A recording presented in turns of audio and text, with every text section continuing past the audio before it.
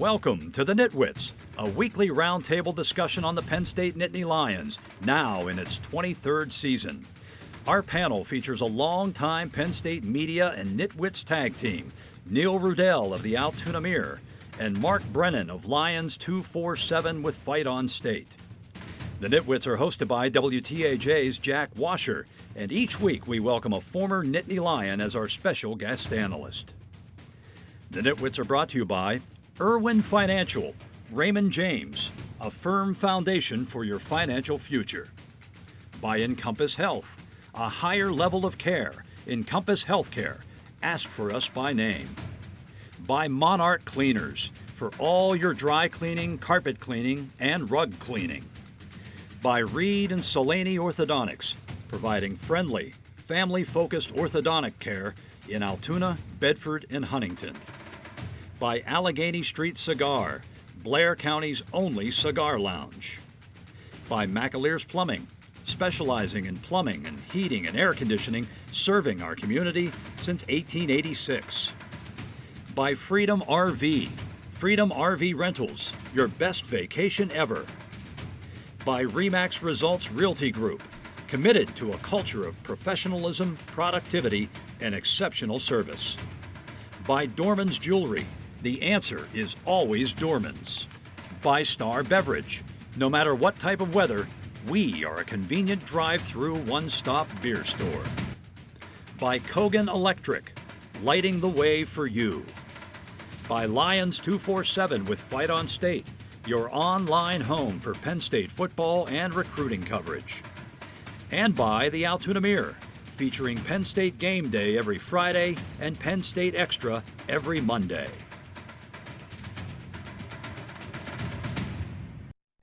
Welcome to Nittany Nation Overtime.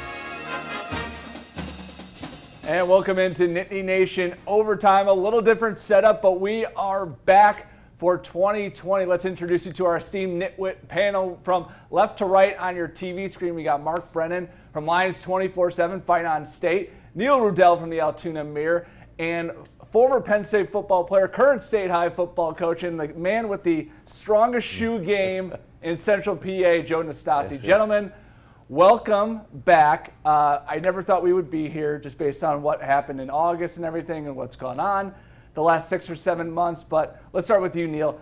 How did the Big Ten, how did Penn State kind of handle this? Are you surprised to where we are right now? Well, I'm grateful for where we are to finally get some football. I think Penn State has handled it well. They've had, you just look at Alabama. You got your head coach, might have to coach from home. The fact that Penn State has had minimal cases and been very forthright about their exposures. I think Penn State has done a good job. I kind of wish the Big Ten would have delayed rather than canceled the season, which made them backtrack. I thought maybe that would have been a little more patient way to approach it. But again, excited to see football. Mark, I mean, the idea of, kind of touching on what Neil said with regards to, postponing versus delaying. I mean, I understand they want to, get the science right, but I feel the Big Ten could have done this so much better, and they just they expected everyone to follow lead, and they badly misplayed their hand. Well, yeah, exactly. I mean, I think they jumped the gun. I mean, they didn't have to move when they did. I'm not sure how you guys feel about it, but James Franklin said from the beginning, listen, you can delay this and wait to make your decision. You don't have to make it that quickly. Instead, I think they wanted to be like the vanguard of all the Power 5 conferences. They saw what the Ivy League did. They decided to make that move, and it ended up not being the best thing in my view. I think had they just been patient, maybe you reboot the season in early October and give yourself some flexibility as the season goes along if there is a game that has to be postponed or delayed. Joe, as a former player, college football is a lot different this year because, even in the stadiums where there are fans, it's up maybe 15, 20%. But Penn State, they're just going to have, families of players pretty much only being in there. And for a 100,000 seat stadium, that's going to feel very, very small and very different. How do you anticipate them adjusting to that right away? Because, they're used to running out. You see 106,000 people, and it's like, whoa, but this is different. I don't think anybody really knows how that's gonna play out. I think a lot of it's gonna feel like a spring practice, I just, when we're looking at the whole aspect of delaying the season and doing that, I think immediately with all that time they had over the summer, it went into more politics, and politics got driven into sports. And I think a lot of decisions were based on, political divide, and it really, I hated to see it, but I was a fan of maybe starting the season a little earlier, giving them some time, because we had time in, you had, May, June, July, maybe could have got something figured out to start it early, give some delays, give some open weeks, and have some flexibility that way, and maybe earlier would have been better than later, and just stick with the Big Ten schedule like they're doing. But I liked it earlier better than pushing it back, because now there's no room for error. Yeah, no, I completely agree. I thought, that definitely they should have started earlier, because right now, 9-game conference-only schedule, but they got to play all 9 games in 9 weeks. There's no, if they have a team that, has an outbreak, you're only going to have 8 games. It's just the reality of it. But as we dive into the schedule right now, they start with Indiana, then they go to Ohio State. Those aren't 2 great games to start with if you're, with a team like Penn State with so much aspirations for this year. Neil, normally you get like Idaho and then maybe Pitt to kind of beat up on, but you're going right into the thick of things this year. You are, but one thing I kind of like about how this schedule is going to be is, hey, you got 8 games here that should all be really good games. To me, there's really maybe only 2 automatic wins on the schedule, and that would be Maryland and Rutgers. The rest of these games, I think you can, maybe you can make a case Michigan State and Iowa are kind of rebuilding, but everything's going to be really interesting starting at Indiana. And the other thing is, at least around here, without the Big Ten, I've had the feel of a lot of JV season for everyone else. And now the Big Ten starting, I think it's just going to ramp up all the excitement, and we'll see if anybody can guard anybody in this league, because they haven't been able to anywhere else. Yeah. Mark, with Ohio State, that's normally the whiteout game. That's 106,000, 110,000, whatever they can squeeze into Beaver Stadium. You've covered, Penn State for so many years. How do you anticipate that game being just wildly different, and just like the atmosphere of that just completely changing? Yeah, it's going to be like nothing we've ever seen. I agree with Neil for once that that Indiana game, that's always been a tough place for Penn State to play because there's been very few fans, and it's usually early. There's going to be even less fans. But in terms of with Ohio State, now you lose the aspect of the whiteout. And when you have guys like Kirk Herbstreit and Urban Meyer saying how big that is for a home team, how much of a home field advantage. Now, having said that, we have no idea how Ohio State's going to react to this either. I think everybody's looking at it as, how does this impact Penn State? Both teams are going to be in the same situation where they've never confronted something like this, and it's going to be that way throughout the Big Ten season. So let's see how they adjust. One thing I'll say about Penn State, I think something that puts them in a great spot is they have an unbelievable strength coach and strength staff. Dwight Galt does an unbelievable job. Why is that important? Through all the highs and lows of the offseason, when the coaches could or couldn't work with them, the strength staff is allowed to be in contact and work with them, and I think you have a great strength staff that was able to keep them kind of on the straight and narrow. All right, so ahead on Nittany Nation overtime. Now, teams are used to dealing with adversity during a regular year, but what about during a pandemic? We'll talk about that next.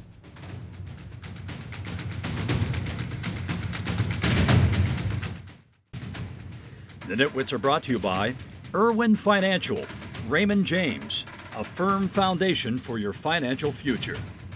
By Encompass Health, a higher level of care. Encompass Healthcare. Ask for us by name. By Monarch Cleaners, for all your dry cleaning, carpet cleaning, and rug cleaning. By Reed and Solaney Orthodontics, providing friendly, family-focused orthodontic care in Altoona, Bedford, and Huntington. You're watching Nittany Nation Overtime. All right, welcome back to Nittany Nation Overtime. All right, Joe. So Penn State loses arguably its best player in Micah Parsons, opting out. He's likely going to be a top 10 pick in next year's NFL draft. But how much does this impact a team that has Big Ten, national championship aspirations to have, really the heartbeat of your team not playing? And I completely understand why he's not coming back. Sure, yeah. I mean, you got, a guy like Micah. it's not so much, can you replace that guy?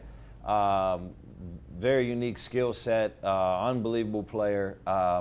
So the one thing you can look at, though, at Penn State right now and how James has done this is he's built so much depth in a lot of the rooms. And at the linebacker room is one of them. I mean, very deep there. We've got a lot of great talent. Not saying you're going to replace everything he brought to the field, but what I'm going to tell you is this. If there's a place to lose one guy, it's in that linebacker room because of what we have depth-wise there. We got so many guys that are waiting their turn to play, and now it's their opportunity. Yeah, they've recruited extremely well there. Even though you lose your 3 starting linebackers from last year, you have a situation where you have Jesse Luketa, who's played a lot of ball. Ellis Brooks has played a lot of ball. Brandon Smith, look out for Brandon Smith. This kid is going to be an absolute beast. Lance Dixon and some younger guys too. So if you were going to lose a player, but as Joe said, you do not replace Micah Parsons, but that's an area where they could, if they were going to lose that guy, that's an area where they have the depth to maybe help make up for it a little bit. Plus you've had real senior leadership there in Brent Pry, but I think we got to get used to this. I mean, Micah Parsons is a great player, no doubt, would be on the all-time list, and it's a heck of a list of linebackers, but he'd be, for sure in the top 10 of that, but he only played 2 years. And yet you got to get ready for the fact that when a kid has a chance to get a $30 million signing bonus, who can blame him? But I think he leaves a real leadership void. On this team, I don't see a lot of holes, but there are some challenges that this team faced last year that, kind of, lingered, into that Cotton Bowl game. Mark, where do you see as the areas of concern and where people should really be looking at, those first couple of weeks where it's not going to be humming and hoeing right away? Yeah, I think wide receiver. I mean, you're looking, obviously you lose KJ Hamler. Your top returning receiver is Jahan Dotson. After that, you could throw Freiermuth in there kind of, but he's a tight end. But they need young wide receivers to step up. I mean, and guys who have been around, maybe a Daniel Georgia or Cam Sullivan-Brown. But that's an area where absolutely, let's see what the new coach Taylor Stubblefield's able to do. But Joe, as a former wide receiver, that as well as anybody. Yeah, ours looked a little different back then. I mean, we were built a little bit more to block in sense. But get over that, will you, Joe? I bring it up all the time. That's why the stats are down. I'm just telling you. You know what I mean? But here's the thing. I mean, you look at that position, and you can take away a run. I mean, these teams, these elite teams, can take something away from you. So you're going to have to put that ball in the air. I trust that we've got the right guy in place as far as our receivers coach. But these guys are going to have to step up, and we're going to find out, like I said, really, really early. I mean, like game one. So, and back to what Neil said real quick about this condensed schedule. I like the condensed schedule. I like having every game be a playoff game, which it is. So I really do like that part of it, minus the COVID situation where you can get the delays on those games. Well, and the fact that you have new coaches in new positions, I think, is also going to be an acclimation that we need to get ready for. And if you're looking for a real tough opener this year, how about next year when you're supposed to go to Wisconsin? Yeah. Neil, touching on that, the new coaches and whatnot. The offense the last couple of years, we've talked about it a lot. It's been inconsistent. It hasn't been bad, but it's just we haven't seen that week to week. You bring in Kirk Shiraka from Minnesota, a lot of hype around him, trying to get the most out of Clifford, and a receiving corps that needs to prove a lot. What do you expect to see out of a guy who torched the Penn State defense last year and kind of really put Minnesota on that national spotlight? My opinion, I think he's the game changer in that situation. I think that's where, after Joe left, I think they did a good job talking about Moorhead. I mean, when Joe was here, I mean, it just seemed like we always had the answer, right? I understand we had Barkley. Yeah, that helped. But we always had the answer, right? So I'm just going to say that, look, with a guy like this at OC, I think that the game is going to look different. I think the timing's going to be different. The way you see some things on the field, you're going to see some better decision making. From an OC like him. Well, I think anybody that was at that Minnesota game really was impressed with how well coordinated Minnesota was and how open their receivers were in that Penn State secondary. So if that whet the appetite at Minnesota, I think people will be anxious this year. I would say one of the keys for the offense, when you bring in a new coordinator, you bring in a new offensive line coach, you bring in a new, as we saw Taylor Stubblefield running some of his routes back at Purdue back in the day. Yeah. Listen, they didn't have the benefit of spring practice. But you know what they do have the benefit of? a veteran and deep offensive line, the best offensive line, if you're a Penn State fan, you're knocking on wood, that James Franklin has had. I think that's going to really help them early in the season get past some of these growing pains. If you remember early in Jomo's career, they struggled the first couple games, but they didn't have that offensive line. I think that's going to be a little different this year. One more thing to that is, remember, we're playing now November, December football, so we better be able to run that ball. All right. And you know, that's maybe gonna be a fullback, huh, Joey? All right, coming up next on Nittany Nation Overtime, we introduce you to some faces from 2019. Who's ready to take that next step, and who will be this year's breakout player? That's next.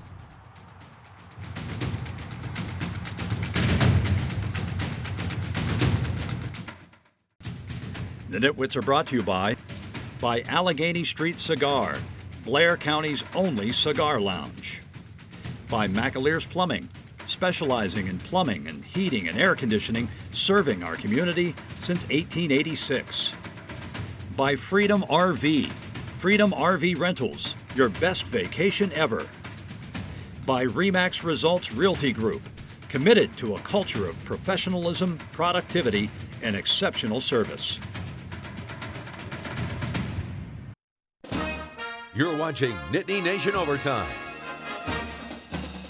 All right, welcome back. All right, Mark, this year, who do you expect, at least position-wise, to kind of, hey, this is your time to shine. This is where you show, why you are the best, quote-unquote position group on this team? I think the cornerbacks, excuse me, if I can spit it out. Penn State has been very uneven back there in the secondary the last couple years, and I think you have a group of corners who came in last year who were true freshmen, who are really going to be able to complement Tariq Castro Fields. You have Keaton Ellis, Marquise Wilson, Joey Porter Jr., and Daquan Hardy. Those guys can all play. You're going to see them in nickel packages. So if you're looking for guys who are going to kind of emerge and step up, look for any or all of those cornerbacks to really step up and do some good things. You don't look at and this is a little bit part of last segment too, so you don't say the quarterback, but I think it's really going to be important for Shiraka to build on what Clifford established in the first half of last season, because whether he was injured, he began to level off, and it's also going to be really important, especially in the age of COVID, with Levis, to have him comfortable just in case something would happen with Clifford. There's no real transition period.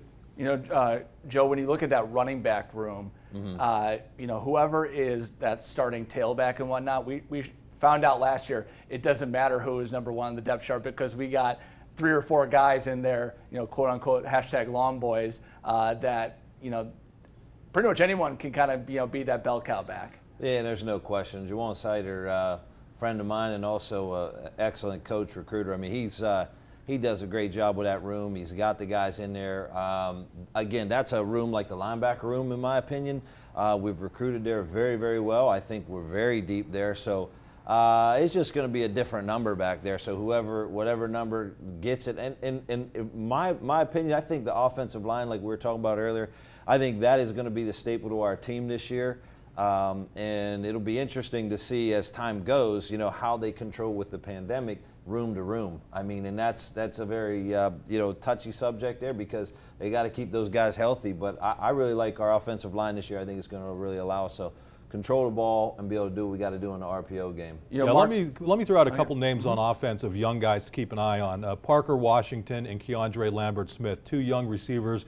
From everything we've heard, they've done really well in camp. That's a position of need, obviously. They need somebody to step up there, and I think there are 2 young guys who have a chance to make an impact this season. Mark, last year you were talking about, sorry Neil, you were talking about Jason Owe being kind of that breakout star in defense. He's here. He's projected to potentially be a first-round pick, but there's someone behind him that could be the next Jason Owe, Micah Parsons, Shaka Toney, that's kind of waiting, and with Micah out, is ready to kind of take that next step. Yeah, defensive end, I'd say Adisa Isaac. I mean, we got to see a little bit of him last year. I think your starters are going to be Owe and Shaka Toney, but Adisa Isaac, another absolute freak athlete who could do some unbelievable things. Keep an eye on Adisa. I'm curious about Owe, though, because, again, you got a guy that was really not a full-time starter last year and is being mentioned as a prominent draftee in the spring. And I think, as far as setting the edge, he still has a lot of growth to do. I'll be He's curious. only in his like 5th year playing football, so Well, regardless, I mean, he's his an absolute name's showing up as a potential right. high Well, that's draftee. because you look at his testing numbers. When he came in, he ran the fastest 40-yard dash of anybody in his freshman class at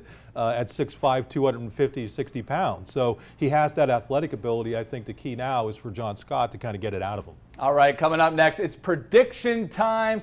We give our predictions about the Indiana game. Football is finally here. Plus, we got a little surprise for our guests. That's next.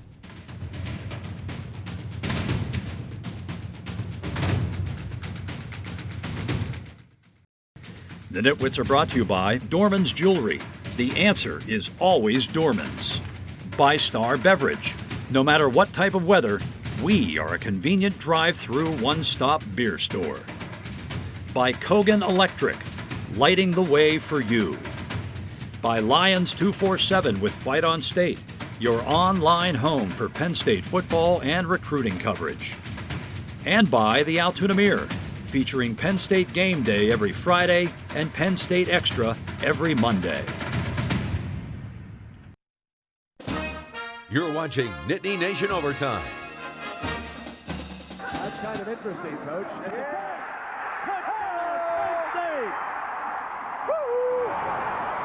Joe Nastasi, the sophomore from Woodbury, Pennsylvania, a wide receiver. Joe Nastasi has a moment to remember.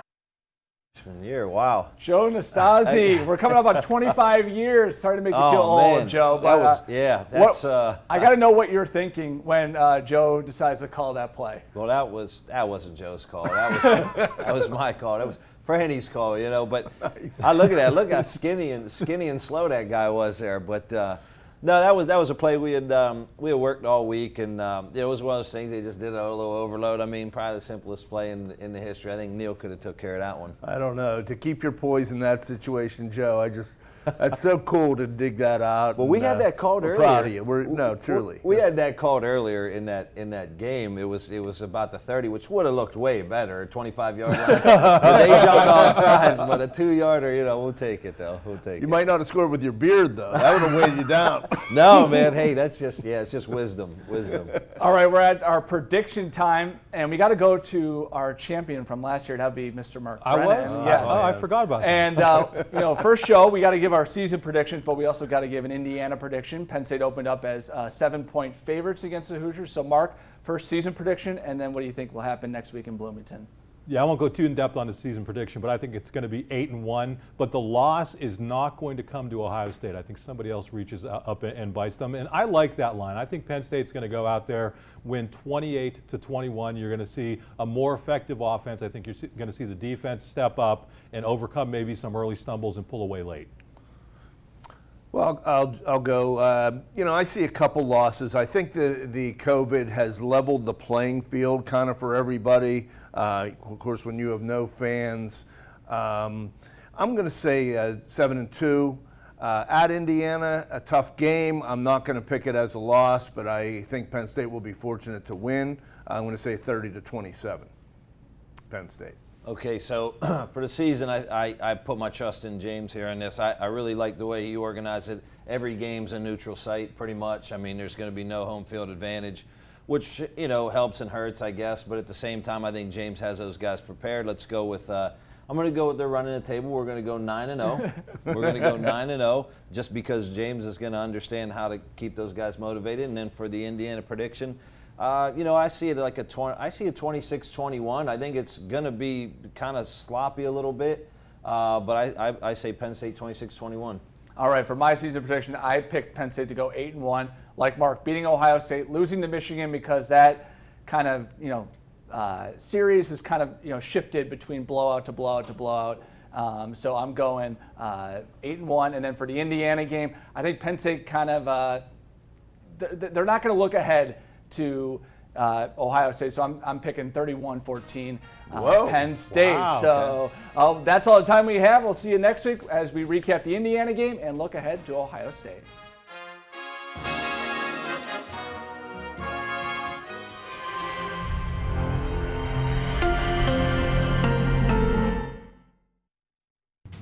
The NitWits have been brought to you by Irwin Financial, Raymond James, a firm foundation for your financial future. By Encompass Health, a higher level of care. Encompass Healthcare. Ask for us by name. By Monarch Cleaners, for all your dry cleaning, carpet cleaning, and rug cleaning. By Reed and Solaney Orthodontics, providing friendly, family-focused orthodontic care in Altoona, Bedford, and Huntington. By Allegheny Street Cigar, Blair County's only cigar lounge. By McAleer's Plumbing, specializing in plumbing and heating and air conditioning, serving our community since 1886. By Freedom RV, Freedom RV Rentals, your best vacation ever. By Remax Results Realty Group, committed to a culture of professionalism, productivity, and exceptional service. By Dorman's Jewelry, the answer is always Dorman's. By Star Beverage, no matter what type of weather, we are a convenient drive-through one-stop beer store. By Kogan Electric, lighting the way for you. By Lions 247 with Fight on State, your online home for Penn State football and recruiting coverage. And by the Altoona Mirror, featuring Penn State Game Day every Friday and Penn State Extra every Monday. Thanks for watching, and we'll see you next week.